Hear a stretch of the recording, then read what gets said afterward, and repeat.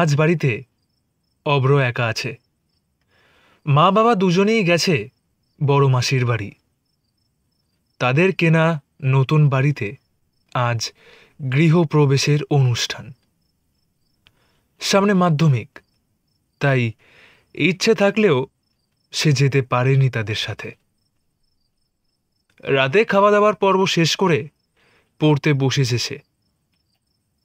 তখনই লোডশেডিং। বইপত্র সব গুছিয়ে রেখে, হাতের কাছে একটা টর্চ রেখে চাদর মুড়ি দিয়ে শুয়ে পড়ল সে। আজ বিকেল থেকেই একটানা ঝমঝম করে বৃষ্টি পড়েই চলেছে, তাই এখন কিছুটা শীত করছে। চোখ ঘুমে জড়িয়ে আসলো। তখনই এক ঝাঁক কুকুরের ঘেউ ঘেউ শব্দে ঘুমটা ভেঙে গেল। মনে হচ্ছে কিছু একটা দেখতে পেয়ে তারা করছে।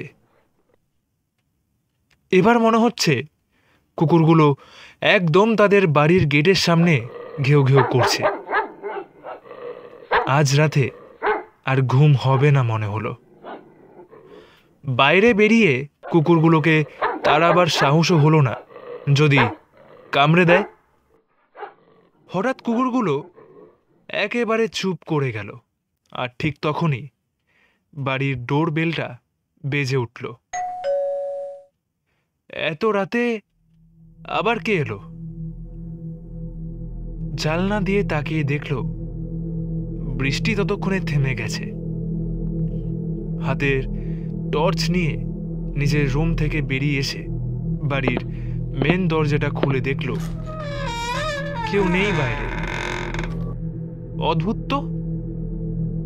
দরজাটা লাগিয়ে নিজের রুমের দিকে কিছুটা এগোতেই দরজায় টোকা মারার শব্দ পেয়ে ফিরে গিয়ে দরজাটা খুলল। কিন্তু না, এবারেও কেউ নেই। মাথা গরম হয়ে গেল তার। এত রাতে কে এভাবে মজা করছে? বিরক্ত হয়ে দরজা বন্ধ করে নিজের রুমের কাছে আসতেই সে দেখতে পেল গোটা মেঝেটা জলে ভিজে গেছে, আর হল থেকে তার রুমের ভিতর পর্যন্ত চলে গেছে দুটো ভিজে পায়ের ছাপ। ভিতরে ঢুকে দেখতে পেল তার বিছানায় একটা কালো ছায়ামূর্তি বসে আছে। অন্ধকারের মধ্যেও স্পষ্ট বোঝা যাচ্ছে খাটের ওপর বসে পা দোলাচ্ছে সেটি।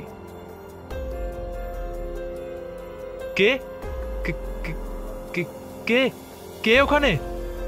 কাঁপা কাঁপা কণ্ঠে জিজ্ঞেস করলো অভ্র, কিন্তু কোনো সাড়া পেল না। কিন্তু সেটি পা দোলানো বন্ধ করে দিয়ে অভ্রের দিকে ফিরে তাকালো।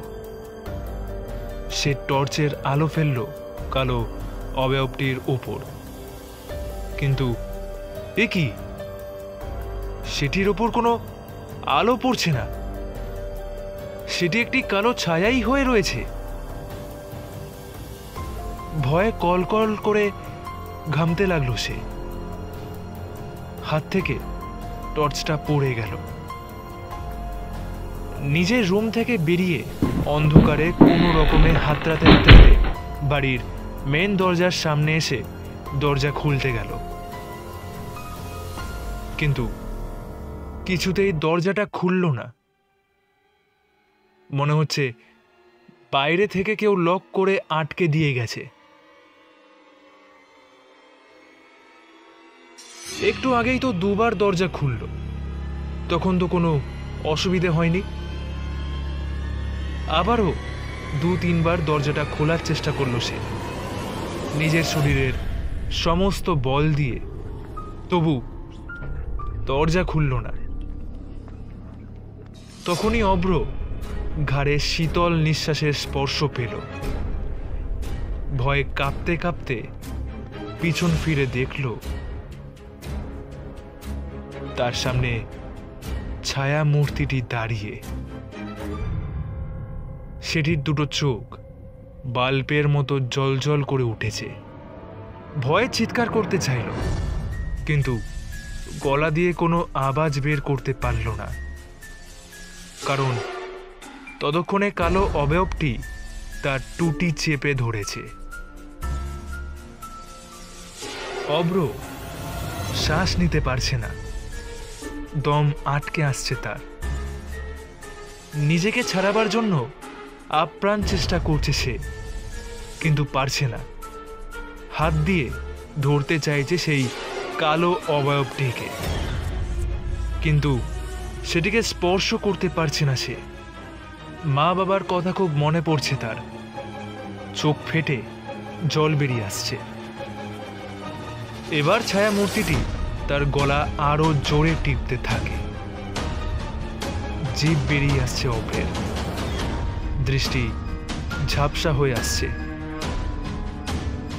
মুহূর্তেই চোখের সামনে অন্ধকার ছেয়ে গেল তার।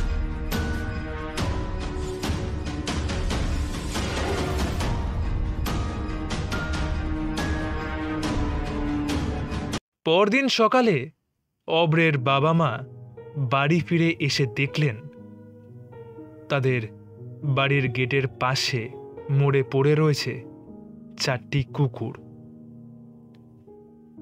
বাড়ির ভিতরে ঢুকে যা দেখলেন তাতে নিজেদের চোখকে বিশ্বাস করতে পারলেন না। তাদের আদরের ছেলে চিত হয়ে পড়ে রয়েছে মেঝেতে, গলায় কালশিটে পড়ে গেছে, জিভ বেরিয়ে এসেছে, চোখ যেন ঠিকরে বেরিয়ে এসেছে। নিষ্পরক সেই দৃষ্টি।